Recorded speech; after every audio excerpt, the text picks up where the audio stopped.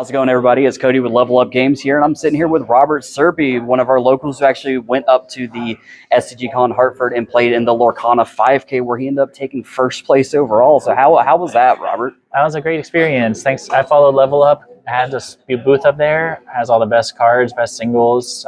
Check out the website. Thanks so much for having me. Yeah. So I see that there was 130 players in the event, and looking at the top 8, we're looking at out of 8 decks, 5 of them were Ruby Amethyst. We knew that this was a giant, it's always been a giant part of the game, and it's kind of starting to look that way for when Into the Inklands comes out as well. 2 of the other decks were Amber Amethyst, but you were the only one on Steel Amethyst. So why did you choose to play that color combination over Ruby Amethyst or anything else? Because we have a favorable matchup into both of those decks. And out of 11 rounds, those are the only 2 decks I faced in the whole tournament. All right, so what kind of cards are you playing in your Steel Amethyst deck to kind of help get you through those matchups? The number 1 card that helped with that, Befuddle, the number 1 tech card. The most common play that they'll do is Olaf on turn 1. They play 8 of them with the Minnie Mouse. Turn 2, they play Snake, bring it back to their hands, and then we play Befuddle. It all goes back to their hand. They can't play their Snake back down on the board. They can't play Fox. Just sets them back a turn, and the whole time we're using our other tech card, Maleficent, biding her time to go a bit more aggressive. Quest with her a couple times, you're up to 6-8 lore, and you know with purple, once you get into a certain range near the end of the game, you can goat, bounce, goat, and close it out. All right. So how exactly did you prepare for this? Obviously, you come up here just about every single week to play in our in our leagues. Mm-hmm. I imagine you're also playing on Pixelborn. Are you doing any playtesting at home on paper with some other friends? How exactly did you prepare for this? The only way to get better at Lorcana or at anything is to play it a lot, do it a lot, and learn from people who are better than you. I'm not the best player in the store or in all the stores I go to, but I visit a lot of local game stores. I go to 6 local game stores a week, and then I'm playing on Pixelborn a lot. And at those stores, always learning from every game, every person I play against, and Level Up has great competition. Every day, there's always something new to learn. So there's very much a bunch of repetition to learn your deck, to know how to get through the matchups that you're struggling against. Mm-hmm. So outside of just repetition, learning your deck, and just getting the reps in, do you have any advice for anybody that might be looking forward to playing into a competitive event soon? The first piece of advice, a bit more specific about deck building, is try to put red or steel in your deck. These are only 2 colors that have removal tools early in the game with songs and spells, like Be Prepared, Grab Your Swords. The top 9 decks are 8 decks that include red or steel, and then the hyper aggro deck, the Amber Amethyst, which is the fastest deck that doesn't need to remove your opponent's characters. So I would start there. Second, get a couple starter decks and buy a couple packs, maybe 1 booster box. Give you a lot of commons and uncommons to work with. Take it all to a store and find somebody there. I know people do this. They bring their stuff here to Level Up on a Wednesday, and they'll say, here's what I got. Can you help me make the most of what I got? Because the game doesn't have to be expensive. A lot of the best cards are commons and uncommons, and you can make a competitive deck that can win a big tournament like this one. It's mostly uncommons and uncommons in here. Yeah, I know I'm certainly pleased with the community that we have here for our Lorcana locals, just because they are so inviting and friendly. And I know personally I've sat down with somebody after they've beaten me to help them improve their deck past that. It's not always about winning. It is very much about supporting the community and helping it grow. That said, our second league did just end, and you did take second place. Slim, very slim. Kevin Bradford beat you out by 2 points, but I do believe you were the only 2 that showed up every single week, and that's one of the big things is you don't necessarily have to win every week, but showing up every week can do you good. So 0-3 is better than not showing up at all. Now, we know that Into the Inklands comes out on the 23rd, which is not this Friday, but next Friday.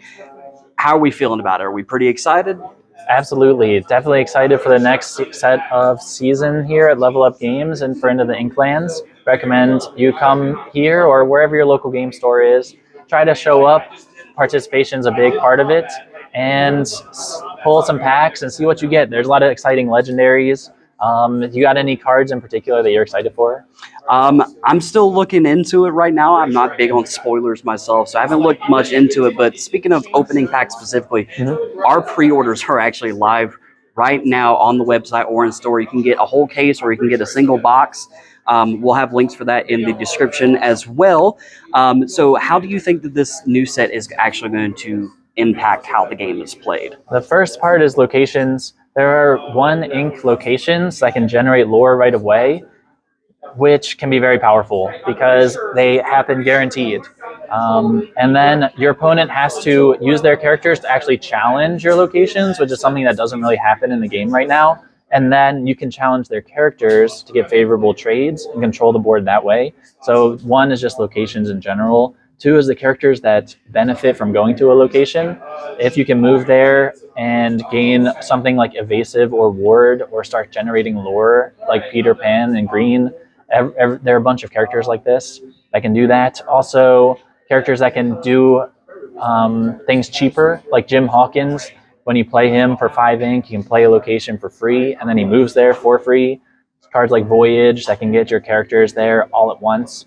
Maybe Voyage over to Tiana's Palace, where your characters can't be challenged, and get them over there for free, quest with them. I think that locations will have a big impact on the game. Yeah, I'm actually really glad that you brought up locations because this is a new card type. Some people may not have seen it or even see how they work yet. To quickly explain it, they play just like any other card. They can be inkable. You play it down for its cost, and it immediately becomes exerted. It does not have to wait for it to be dry. And they have a cost on them where you can pay the cost to move it unless you're playing something like Jim Hawkins, which will just go there because he says so.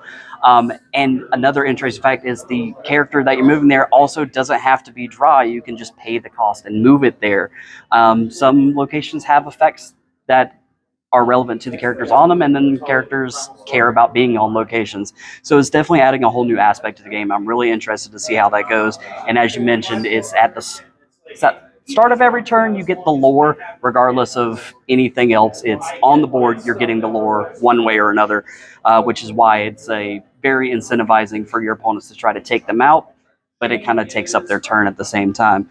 Now, speaking about locations, we looked at the little promo pack that stores should be getting as far as the next league's going to be, and they have these little options as to what they can award more points for, and one of them is simply called I'll Always Know Where You Are. And it's simply to get both Jim Hawkins and Captain Amelia onto the RLS Legacy. Now we have seen the Jim Hawkins card, but we have not seen the Captain Amelia or RLS Legacy. Do we have any speculations on exactly what either of those cards are going to do at this point? Well, there's the Pirate deck, which is forming in red and steel, which involves the Jolly Roger, the ship, and then Captain Smee, the pirate's hand. Benefits if you have a captain on the board. So Captain Amelia is a captain. Maybe she comes down on turn 4 as kind of a mid to late game threat. And Jim plays the RLS Legacy, his iconic ship from Treasure Planet, for free. Start moving characters there. I think that there's a lot of potential. Yeah, so it definitely sounds like there's a lot of cards to look forward to. And like, even though I did mention I don't look at spoilers very much, I haven't read a lot of the cards, but I did see a lot of the IPs that I'm super familiar with and I'm very excited. Treasure Planet being one of them. I was a little bummed out to see we only got John Silver in the first set, didn't get really anything in the second. But now, not only are we getting Jim Hawkins, we're also getting Morph, which I'm pretty excited about. Seeing that we're getting Captain Amelia and the RLS Legacy is fantastic. But not only that, we're also getting Atlantis, which is another fan favorite with a couple different cards for Kita, a bunch of the exploration group. I believe Milo has 3 different cards, which is going to be pretty interesting. So that all of that in mind, what are we looking forward to building? Are we brewing anything currently that we're ready to throw down on the table the minute set 3 drops? Well, if you're looking for anything like that, start by building up your current decks. From set 1 to set 2, red purple was actually one of the top decks in set 1, and amber steel. And you see them just taking the Rise of the Floodborn set 2 cards and improving. And I expect that to happen again for Into the Inklands. Just take your red purple deck, your amber steel deck, maybe with amber steel put in Bare Necessities, very strong 2-cost song. Look at your opponent's hand, discard a card. There's a lot of other discard synergies. Right now, Bucky and Prince John in green have a really strong place in the metagame. And if you can use Ursula, the Sea Witch, along with that, take out their songs, which remove your characters. Very good synergy combos. So try to improve a existing deck. And there are some decks that I think are going to be new. I think the red steel currently doesn't have a place because they don't have consistent draw engine. They don't have a consistent way to control the board and replenish your hand at the same time. But now you're seeing these pirates and the locations and how you can get the ink out fast. Also, I expect lemon lime, the amber green, to be hyper discard, where you don't have any removal, but you just play Ursula, Bare Necessities, You Have Forgotten Me, comes back from set 1, and you just rip your opponent's hand. I will interject here because I have played against some of the Emerald decks, and they seem very kind of one-trick pony, basically. They are. It's like you get off to a really strong start, but once your opponent's hand is empty, you kind of run out of gas, and you're kind of sitting there. Is there anything in the new set that's going to give it a little bit more life to help it last further than just the early game making your opponent have no cards in hand? Absolutely. Yeah, there's that item where if you play 2 actions in a turn, you draw a card. So set this up and then play cards like Hypnotize, which draws a card, and then Sudden Chill or Bare Necessities or Improvise. You have a lot of options to play two actions in a turn and start to replenish your hand that way more consistently. Prince John lets you refill your hand as you discard theirs. And I think Bounce from the Rise of the Floodborn, it takes one of your opponent's characters and one of yours and puts them both to your hands for a 2 ink. I think that you could use this as your removal if they play something big, because that's when they're one-trick pony. They can't defend against a big character. Right. So you can just put it back into their hand and then discard it on the same turn with another action, and then you draw a card with your item. I think there's some game here. I don't know. It is very it is a one-trick pony. I agree. Yeah, it sounds really fun. So while I know you did play an Amethyst Steel build for the competition, I know you're a huge fan of the Steel Song build as well. What cards are you looking for to kind of improve upon that? Are you swapping things out for anything that might be better? How are we looking to improve that deck with the new set? Amber Steel Song is my bread and butter. I won a 2K at Fairfax Games and Comics Paradise and got top 4 in the Quibbles Case Tournament back in December. Amber Steel Songs with Whole New World. I think Robin Hood, the champion of Sherwood, seems like a great choice. He can shift on turn 3 onto the smaller one, which can contest the board. And then he's 5 ink, so he can sing any of your songs. He can control the board. I like him a lot. I like Pluto, the friendly dog, as well. He seems like he could have a place as a character to trigger Rockstar Stitch, while also acting as your lantern to ramp. And you could quest in the late game, early game. You can protect him with all your cheap steel songs. I think Amber Steel will be in a really strong place. There's a lot of different ways to build it, and I'm really interested to see what people can come up with it. Yeah, there's definitely a lot that's I think it's gonna shift around the format for a little bit. It will take a couple weeks, just like Rise of the Floodborn did. That the metagame will shift a lot. There'll be a lot of people playing a bunch of different builds because they're excited about the new cards. It'll probably take 4 weeks or so to establish what the meta is around here. But it doesn't take long at all. People are super competitive, but not in a rude way. They're super friendly, but they're here to try to win as well. Yes, now, I think the big tournaments, the first one is Star City GamesCon, is having a repeat of the same kind of event in Philadelphia this time. Yep, I do believe that is taking place next month in March. Speaking of big tournaments, let's get to the last little thing I have on my docket here. Is the organized play that Ravensburger has put out. Is they have announced that there's effectively going to be store championships coming, where we're going to be getting more information on that later this month. And obviously Level Up's going to be very excited to host one of these. Once we get that information, we can actually get something scheduled where the first place winner of one of those tournaments gets a Enchanted Stitch Rockstar.